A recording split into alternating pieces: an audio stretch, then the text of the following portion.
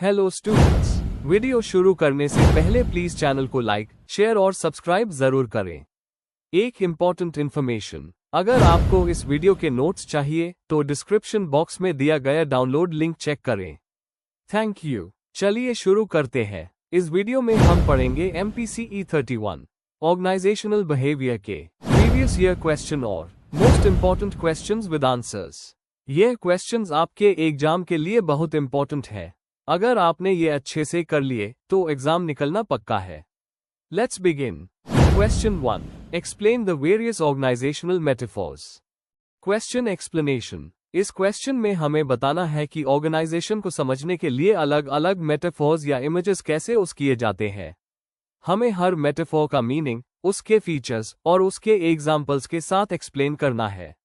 Gareth Morgan का images of organisation यहाँ important reference है। Answer. Introduction. Organisational metaphors basically एक इमेजिनेटिव तरीका है जिससे हम ऑर्गेनाइजेशन के नेचर, स्ट्रक्चर और बिहेवियर को समझ सकते हैं। गैरेथ मॉर्गन 1986 ने अपनी किताब इमेजेस ऑफ ऑर्गेनाइजेशन में कहा था कि हर ऑर्गेनाइजेशन को अलग अलग मेटाफोर्स के थ्रू समझा जा सकता है। ये मेटाफोर्स ऑर्गेनाइजेशन के रियल वर्ल्ड कॉम्प्लेक्सिटी को सिंपल और समझने लायक बनाते हैं। ये पूरे सच नहीं होते, लेकिन ये हमें वैल्यूएबल अंडरस्टैंडिंग देते हैं कि ऑर्गेनाइजेशन कैसे काम करते हैं। Main body. 1. Organisation as a machine. इस मेटाफोर के अकॉर्डिंग ऑर्गेनाइजेशन एक मशीन की तरह होती है जहां सब कुछ सिस्टमैटिकली और एफिशिएंटली चलना चाहिए। टेलर और वेबर के थियरीज जैसे साइंटिफिक मैनेजमेंट और ब्यूरोक्रेटिक मॉडल इसी अप्रोच को सपोर्ट करते हैं। एग्जाम्पल, मैन्युफैक्चरिंग कंपनीज जैसे टोयोटा जहां हर एम्प्लॉय का एक फिक्स्ड रोल होता है। लिमिटेशन। ये अप्रोच ह्यूमन इमोशंस और फ्लेक्सिबिलिटी को इग्नोर करती है। 2. Organisation as an organism. यहाँ ऑर्गेनाइजेशन को एक लिविंग ऑर्गेनिज्म के जैसे देखा गया है जो अपने एनवायरनमेंट के साथ अडेप्ट करता है। कैट्स और कहन के ओपन सिस्टम्स थियरी के मुताबिक ऑर्गेनाइजेशन को एनवायरनमेंट के साथ बैलेंस मेंटेन करना जरूरी है। एग्जाम्पल, टेक कंपनीज जैसे एप्पल और माइक्रोसॉफ्ट अपने प्रोडक्ट्स को कॉन्स्टेंटली अपडेट करते हैं। इनसाइट। ये मेटाफोर फ्लेक्सिबिलिटी और अडेप्टेबिलिटी की इंपॉर्टेंस बताता है। 3. Organisation as a brain. इस मेटाफोर के हिसाब से ऑर्गेनाइजेशन एक लर्निंग और थिंकिंग सिस्टम है। फोकस होता है नॉलेज शेयरिंग, इनोवेशन और डिसीजन मेकिंग पर। एग्जाम्पल, गूगल और IBM जहां लर्निंग कल्चर को प्रमोट किया जाता है। लेसन। क्रिएटिविटी और कंटिन्यूअस लर्निंग ऑर्गेनाइजेशन के लिए एसेंशियल है। 4. Organisation as a culture. इस मेटाफोर में ऑर्गेनाइजेशन को एक छोटी सोसाइटी के जैसे देखा गया है जिसमें बिलीफ्स, वैल्यूज और रिचुअल्स होते हैं। एडगर शाइन का ऑर्गेनाइजेशनल कल्चर मॉडल यहाँ रेलेवेंट है। एग्जाम्पल, ज़ैपोज़ और गूगल जहां एम्प्लॉय कल्चर और हैप्पीनेस पर फोकस होता है। इनसाइट। कल्चर को समझने से लीडर्स एम्प्लॉय मोटिवेशन और टीम वर्क को बेटर बना सकते हैं। 5. Organisation as a political system. इस मेटाफोर कहते हैं कि ऑर्गेनाइजेशन में पावर और कॉन्फ्लिक्ट नेचुरल होते हैं। लीडरशिप, नेगोशिएशन और इन्फ्लुएंस इंपॉर्टेंट फैक्टर्स है। एग्जाम्पल, प्रमोशंस या रिसोर्स एलोकेशन के डिसीजंस में पॉलिटिक्स का रोल होता है। लेसन। मैनेजर्स को पावर डायनामिक्स समझकर स्मार्ट डिसीजन लेना चाहिए। 6. Organisation as a psychic prison. इस मेटाफोर के अकॉर्डिंग लोग अपने हाई फियर्स और बिलीफ्स के कारण ऑर्गेनाइजेशन में ट्रैप्ड हो जाते हैं। चेंज का रेजिस्टेंस और रूटीन थिंकिंग इसके मेन प्रॉब्लम्स है। एग्जाम्पल, एम्प्लॉइज नए आइडियाज से डरते हैं क्योंकि फेलियर का फियर होता है। इनसाइट। सेल्फ अवेयरनेस और ओपननेस जरूरी है डेवलपमेंट के लिए। 7. Organisation as flux and transformation. इस मेटाफोर कहते हैं कि ऑर्गेनाइजेशन एक कंटिन्यूअसली चेंजिंग सिस्टम है। चेंज एक नेचुरल प्रोसेस है, ना कि एक one time event. Example, startups जो हर साल अपना मॉडल चेंज करते हैं to stay relevant. Lesson. Leaders को चेंज को एब्रेस करना चाहिए और इनोवेशन को प्रमोट करना चाहिए। 8. Organisation as an instrument of domination. इस मेटाफोर कहते हैं कि कुछ ऑर्गेनाइजेशंस एक्सप्लॉयटेशन के टूल्स बैन जाते हैं। वर्कर्स का मिसयूज, इनइक्वालिटी और अनएथिकल प्रैक्टिसेस यहां फोकस में आते हैं। एग्जाम्पल, ओवरवर्क्ड एम्प्लॉइज बिना फेयर पे के। मैसेज। मैनेजर्स को एथिकल और सोशली रिस्पॉन्सिबल होना चाहिए। कंक्लूजन। ऑर्गेनाइजेशनल मेटाफोर्स हमें अलग अलग नजरिए देते हैं ऑर्गेनाइजेशन को समझने के लिए। हर मेटाफोर एक एस्पेक्ट को हाईलाइट करता है, जैसे स्ट्रक्चर, कल्चर, पावर या चेंज। इन सबको समझने से मैनेजर्स बेटर स्ट्रैटेजीज बना सकते हैं और ऑर्गेनाइजेशन को ज्यादा इफेक्टिव बना सकते हैं। If you need the notes of this video, there's a download link in the description box. Be sure to check it out. Thank you. Let's see the next question. Question 2. Describe the nature and antecedents of job satisfaction. Question explanation. इस question में हमें यह समझाना है कि job satisfaction क्या होता है, उसकी नेचर, प्रकृति क्या है और कौन से फैक्टर्स, एंटीसीडेंट्स, उससे प्रभावित करते हैं। मतलब हमें बताना है कि कौन से पर्सनल, जॉब रिलेटेड और ऑर्गेनाइजेशनल एलिमेंट्स से एक एम्प्लॉय खुश या नाराज होता है अपनी जॉब से। आंसर। इंट्रोडक्शन। जॉब सेटिस्फैक्शन एक ऐसा कॉन्सेप्ट है जिसमें एम्प्लॉय के अपनी जॉब और ऑर्गेनाइजेशन के प्रति फीलिंग्स और एटीट्यूड को समझा जाता है। जब एक एम्प्लॉय अपनी जॉब से खुश होता है तो उसका परफॉर्मेंस और मोटिवेशन दोनों बढ़ता है। लॉक 1976 के हिसाब से जॉब सेटिस्फैक्शन एक पॉजिटिव इमोशनल स्टेट है जो अपने काम और एक्सपीरियंसेस के एवैल्यूएशन से होती है। इस आंसर में हम जॉब सेटिस्फैक्शन की नेचर और उसके एंटीसीडेंट्स को डिटेल में समझेंगे। Main body. A. Nature of job satisfaction. Job satisfaction एक मल्टीडायमेंशनल और डायनामिक कॉन्सेप्ट है जो इमोशनल और कॉग्निटिव दोनों एस्पेक्ट्स को कवर करता है। Emotional response. Job satisfaction mainly एक इमोशनल फीलिंग है। अगर एम्प्लॉय अपने काम से खुश है तो वो सेटिस्फाइड है, वरना डिसैटिस्फाइड। Subjective experience. हर व्यक्ति के लिए सेटिस्फैक्शन अलग होती है। ये उनके पर्सनल नीड्स, एक्सपेक्टेशंस और वैल्यूज पर डिपेंड करती है। Dynamic in nature. Job satisfaction time के साथ बदल सकती है, जैसे मैनेजमेंट स्टाइल, सैलरी या लाइफ सर्कमस्टांसेस के चेंजेस के साथ। Multidimensional aspect. इसमें पे, प्रमोशन, सुपरविजन, वर्क एनवायरनमेंट और कलीग्स के साथ रिलेशन जैसे एलिमेंट्स शामिल होते हैं। Perception based. एम्प्लॉय के परसेप्शन, जैसे फेयरनेस और ट्रीटमेंट, उनके सेटिस्फैक्शन लेवल को डिसाइड करते हैं। B. Antecedents of job satisfaction. Personal factors. Personality. Positive और ऑप्टिमिस्टिक लोग जनरली ज्यादा सेटिस्फाइड रहते हैं। Needs and values. जब जॉब उनके पर्सनल गोल्स और नीड्स को फुलफिल करती है, सेटिस्फैक्शन बढ़ता है। एक्सपेक्टेशंस। जब जॉब रियलिटी एक्सपेक्टेशंस के बराबर होती है, तब सेटिस्फैक्शन हाई होती है। Job related factors. Nature of work. Challenging और इंटरेस्टिंग वर्क हमेशा ज्यादा सेटिस्फैक्शन देता है। ऑटोनॉमी। जब एम्प्लॉय को अपने काम में इंडिपेंडेंस मिलती है तो वो ज्यादा खुश रहता है। Role clarity. जब रोल क्लियर होता है और एम्बिग्युइटी कम होती है, तब कंफर्ट बढ़ता है। Organisational factors. Pay and rewards. Fair salary और टाइमली रिकॉग्निशन से सेटिस्फैक्शन बढ़ता है। प्रमोशन, ग्रोथ और एडवांसमेंट अपॉर्चुनिटीज से मोटिवेशन और सेटिस्फैक्शन दोनों बढ़ते हैं। सुपरविजन, सपोर्टिव बॉस होने से ट्रस्ट और हैप्पीनेस बढ़ता है। वर्क एनवायरनमेंट, सेफ और फ्रेंडली एनवायरनमेंट से पॉजिटिव एटीट्यूड आता है। Social and cultural factors. Coworker relationships, अच्छे कलीग्स और टीम वर्क से सेटिस्फैक्शन बढ़ता है। ऑर्गेनाइजेशनल कल्चर, पॉजिटिव और इंक्लूसिव कल्चर एम्प्लॉइज को वैल्यूड फील कराता है।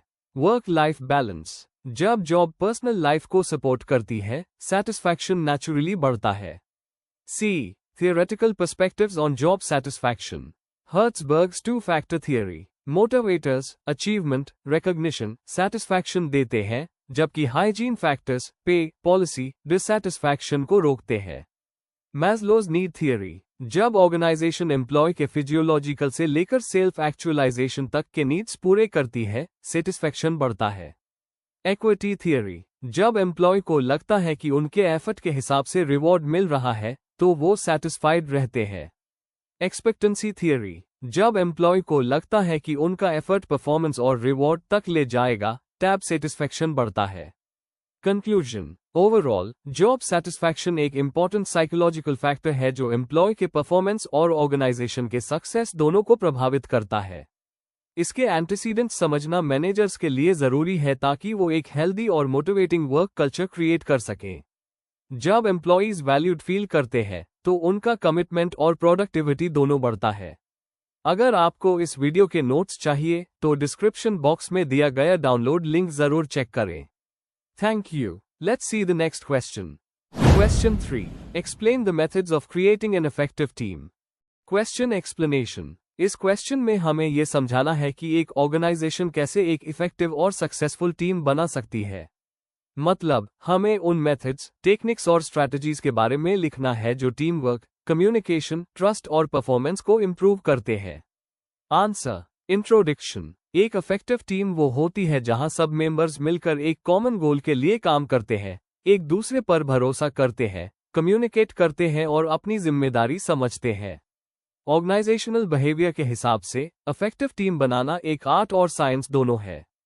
टकमन और बेल्विन जैसे रिसर्चर्स ने टीम डेवलपमेंट के इंपॉर्टेंट मॉडल्स दिए हैं जो आज भी मैनेजमेंट में होते हैं। Main body. 1. Team formation. Tuckman का model.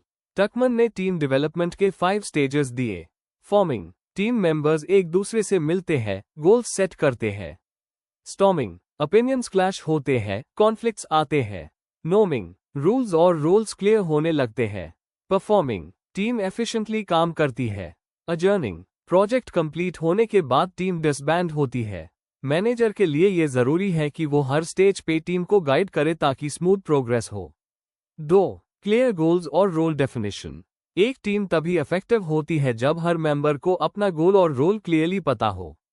Methods. Smart goals set करना, specific, measurable, achievable, relevant, time bound. Responsibilities को क्लियरली डिफाइन करना। एग्जाम्पल, मार्केटिंग टीम में एक मेंबर डिजिटल एड्स देखता है, दूसरा कंटेंट लिखता है और तीसरा परफॉर्मेंस ट्रैक करता है, सब एक ही टारगेट के लिए काम करते हैं। 3. इफेक्टिव कम्युनिकेशन और कोलैबोरेशन। कम्युनिकेशन एक स्ट्रॉन्ग टीम का बेस होता है। बेहतर कम्युनिकेशन के लिए रेगुलर मीटिंग्स और ओपन डिस्कशंस रखना। कोलैबोरेशन टूल्स जैसे स्लैक या ट्रेलो का यूज करना। फीडबैक कल्चर प्रमोट करना। एग्जाम्पल, गूगल का प्रोजेक्ट एरिस्टोटल बताता है कि ओपन कम्युनिकेशन और साइकोलॉजिकल सेफ्टी टीम सक्सेस के लिए बहुत इंपॉर्टेंट है।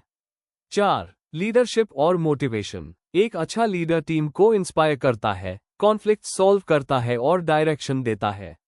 मेथड्स। एप्रिशिएशन और रिवॉर्ड्स देना, डिसीजन मेकिंग में मेंबर्स को इन्वॉल्व करना, लर्निंग अपॉर्चुनिटीज देना। थियरी वाई मैकग्रेगर के मुताबिक, अगर लीडर एम्प्लॉइज पर ट्रस्ट करता है और उन्हें रिस्पॉन्सिबिलिटी देता है तो टीम वर्क नेचुरली स्ट्रॉन्ग होता है। 5. ट्रस्ट और कोहीजन बनाना। ट्रस्ट टीम बॉन्डिंग का फाउंडेशन है। मेथड्स। टीम बिल्डिंग गेम्स और वर्कशॉप्स। ट्रांसपेरेंट कम्युनिकेशन, हर मेंबर के डिफरेंस को रिस्पेक्ट करना। एग्जाम्पल, माइक्रोसॉफ्ट जैसे कंपनीज टीम ऑफ साइट्स करवाती हैं जिससे बॉन्डिंग और ट्रस्ट बढ़ता है। 6. रेगुलर इवैल्यूएशन और फीडबैक, हर टीम को अपने परफॉर्मेंस का रिव्यू करना चाहिए। Methods. 360 degree feedback system, project completion के बाद रिफ्लेक्शन मीटिंग्स, परफॉर्मेंस स्कोरकार्ड्स। रिजल्ट, ऐसे टीम्स जो फीडबैक और सेल्फ इंप्रूवमेंट पर ध्यान देती है वो लॉन्ग टर्म में ज्यादा सक्सेसफुल होती है। कंक्लूजन, एक इफेक्टिव टीम बनाना एक ऑनगोइंग प्रोसेस है जिसमें क्लैरिटी, लीडरशिप, ट्रस्ट और कम्युनिकेशन सब इंपॉर्टेंट होते हैं। जो ऑर्गेनाइजेशंस टीम बिल्डिंग पर इन्वेस्ट करती है वो बेटर रिजल्ट्स और हेल्दी वर्क कल्चर दोनों अचीव करती है। अगर आपको इस वीडियो के नोट्स चाहिए तो डिस्क्रिप्शन बॉक्स में दिया गया डाउनलोड लिंक जरूर चेक करें। Thank you. Let's see the next question. Question 4. Describe the various theories of learning. Question explanation. इस क्वेश्चन में हमें अलग अलग लर्निंग थियरीज को एक्सप्लेन करना है, जैसे बिहेवियरल, कॉग्निटिव, सोशल और ह्यूमनिस्टिक थियरीज। इन थियरीज के जरिए हमें यह समझना है कि लर्निंग कैसे होती है और कौन से साइकोलॉजिकल प्रोसेसेस इसमें इन्वॉल्व होते हैं। आंसर। इंट्रोडक्शन। लर्निंग एक ऐसा प्रोसेस है जिसके थ्रू इंसान नए नॉलेज, स्किल्स और बिहेवियर सीखता है। ये हर व्यक्ति के पर्सनल और प्रोफेशनल ग्रोथ के लिए बहुत जरूरी है। साइकोलॉजिस्ट्स ने लर्निंग को समझने के लिए कई थियरीज दी हैं, जैसे बिहेवियरल, कॉग्निटिव, सोशल और ह्यूमनिस्टिक थियरीज। हर थियरी लर्निंग के प्रोसेस को एक अलग पर्सपेक्टिव से समझती है। Main body. 1. Behavioural theories of learning. Overview. Behavioural theory observable behaviour पर फोकस करती है, ना कि सोच या इमोशन पर। इसके अकॉर्डिंग लर्निंग एक स्टिम्युलस रिस्पॉन्स प्रोसेस है। Key thinkers Ivan Pavlov, John Watson और B.F. Skinner. Main concepts. Classical conditioning. Pavlov learning association के जरिए होती है। पावलोव के डॉग एक्सपेरिमेंट में बेल सुन के सलाइवा आना इसका एग्जाम्पल है। Operant conditioning. स्किनर रिएनफोर्समेंट और पनिशमेंट के जरिए लर्निंग होती है। रिवॉर्ड से पॉजिटिव बिहेवियर बढ़ता है, पनिशमेंट से कम होता है। Organisational use, employee training, performance feedback और रिवॉर्ड सिस्टम में बिहेवियरल थियरी का यूज होता है। 2. Cognitive theories of learning. Overview. Cognitive theory सोच, मेमोरी और अंडरस्टैंडिंग पर फोकस करती है। इसके हिसाब से लर्निंग एक एक्टिव मेंटल प्रोसेस है। की थिंकर्स जीन पियाजे, एडवर्ड टोलमन और Jerome Bruner. Main concepts. Cognitive maps. Tolman, learners अपने माइंड में एनवायरनमेंट का मैप बनाते हैं। स्कीमा थियरी, पियाजे, इंसान अपने एक्सपीरियंस के बेसिस पर कॉग्निटिव स्ट्रक्चर बनाता है। डिस्कवरी लर्निंग, ब्रूनर, लर्नर्स खुद एक्सप्लोर करके कॉन्सेप्ट सीखते हैं। ऑर्गेनाइजेशनल यूज, प्रॉब्लम सॉल्विंग और लीडरशिप ट्रेनिंग प्रोग्राम्स डिजाइन करने में हेल्पफुल होती है। 3. Social learning theory. Overview. Albert Bandura के हिसाब से लर्निंग ऑब्जर्वेशन और इमिटेशन के जरिए होती है। Main concepts. ऑब्जर्वेशनल लर्निंग, लोग दूसरों के एक्शंस और रिजल्ट्स देखकर सीखते हैं। मॉडलिंग, रोल मॉडल्स जैसे मैनेजर या सीनियर को देखकर बिहेवियर अडॉप्ट किया जाता है। विकेरियस रीइंफोर्समेंट, जब हम दूसरों को रिवॉर्ड मिलते देखते हैं तो वैसे बिहेवियर करने की मोटिवेशन बढ़ती है। ऑर्गेनाइजेशनल यूज, मेंटरशिप और लीडरशिप प्रोग्राम्स में इस थियरी का बहुत उस होता है। 4. Humanistic theory of learning. Overview. Humanistic theory इंसान के ग्रोथ और मोटिवेशन पर फोकस करती है। ये कहती है कि लर्निंग एक पर्सनल एक्सपीरियंस है। की थिंकर्स अब्राहम मैस्लो और Carl Rogers. Main concepts. Self actualisation, Maslow, जब बेसिक नीड्स पूरी होती है तब इंसान अपने पोटेंशियल को अचीव करने के लिए सीखता है। Experiential learning, Rogers, learning experience और रिफ्लेक्शन से होती है। Organisational use, employee motivation, empowerment और क्रिएटिविटी बढ़ाने के लिए उस होती है। कंक्लूजन, इन सब थियरीज से हमें यह समझ आता है कि लर्निंग एक मल्टीडायमेंशनल प्रोसेस है। बिहेवियरल थियरी रीइंफोर्समेंट पर, कॉग्निटिव थियरी थिंकिंग पर, सोशल थियरी ऑब्जर्वेशन पर और ह्यूमनिस्टिक थियरी सेल्फ ग्रोथ पर फोकस करती है। इन्हें समझकर ऑर्गेनाइजेशंस अपने एम्प्लॉयज के लिए बेटर लर्निंग और डेवलपमेंट प्रोग्राम्स बना सकती है। Before we end, please like, share and subscribe the channel for more such study materials and one important information अगर आपको नोट्स चाहिए तो डिस्क्रिप्शन बॉक्स में डाउनलोड लिंक दिया हुआ है, जरूर चेक करें। Thank you.